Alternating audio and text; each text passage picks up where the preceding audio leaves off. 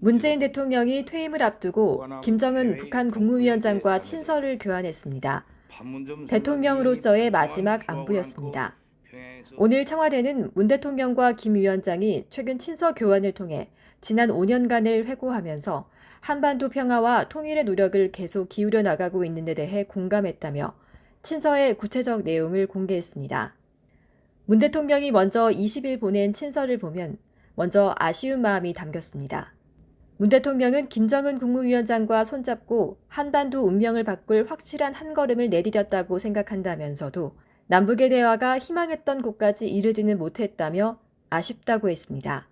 김 위원장도 이튿날 답장을 통해 지금에 와서 보면 아쉬운 것들이 많았다고 공감했습니다.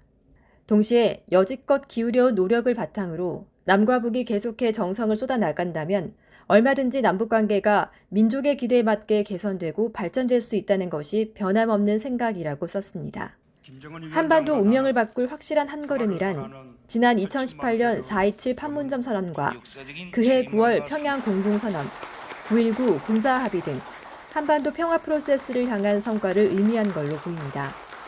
문 대통령은 2018년 6월 첫 북미 정상회담이 개최되고 2019년 2월 하노이에서 제2차 북미 정상회담이 성사되는 데도 결정적 기여를 했지만 두 번째 북미 회담은 노딜로 끝나고 말았습니다. 임기 마지막 유엔 총회 당시 남북미 3자 또는 남북미 중 4자라는 주체를 명시적으로 밝히며 한반도에서의 전쟁이 종료되었음을 함께 선언하는 형식의 종전선언을 제안하기도 했습니다.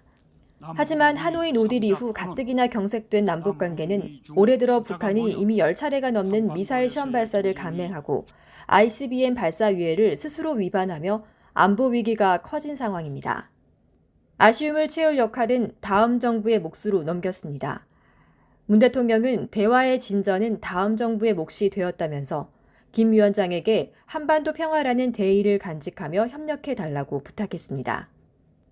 세종연구소 정성장 북한연구센터장은 현 정부에서 북한 비핵화를 위한 정교한 해법과 전략을 마련할 전략가나 책사의 역할이 없었던 점을 지적하면서 윤석열 정부의 야당과의 협치와 초당적 대북 정책을 펼칠 필요성이 있다고 진단했습니다.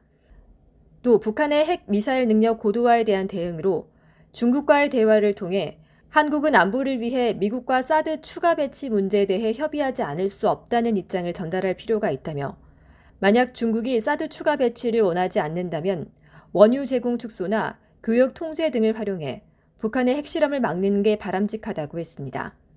또 북한이 ICBM 시험 발사라는 레드라인을 넘었고 향후 전술 핵무기 개발도 가속화할 것이란 점에서 한국도 미사일 전력의 고도화로 대응하는 것이 바람직하다고 정 센터장은 분석했습니다. 귀가 트이는 정치 김보선입니다.